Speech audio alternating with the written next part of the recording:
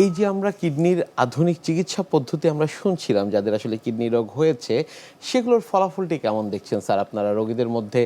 রোগীদের দিক থেকে সন্তুষ্টির বিষয় এবং চিকিৎসকদের দিক থেকে সন্তুষ্টির বিষয়। চিকিৎসা যেগুলো বিশেষ করে ট্রান্সপ্লান্টেশন যদি সাকসেসফুলি করতে পারেন, সেটার আউটকাম ফলাফল সবচেয়ে ভালো, রোগীদের স্যাটিসফ্যাকশন হয় সেটা সবচেয়ে ভালো, কস্ট ইফেক্টিভ, খরচ তুলনামূলকভাবে কম।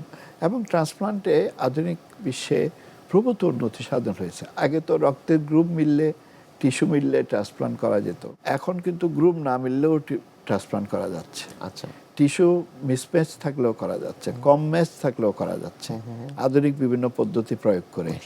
আগে ছিল আপনার আত্মীয়ের কিডনি, এখন অনাত্মীয়, অর্থাৎ ক্যাডাভার যেটা বলি আমরা, যে আইসিইউতে ব্রেন ডেড হয়ে গেছে তার কিডনিও কিন্তু ট্রান্সপ্লান্ট করা ক্যাডাভারিক যাচ্ছে। কিডনি ট্রান্সপ্লান্ট আমরা দেখেছি। ট্রান্সপ্লান্টেশন এটা তো একটা আধুনিক মানে চিকিৎসার একটা অবদান আমি বলবো।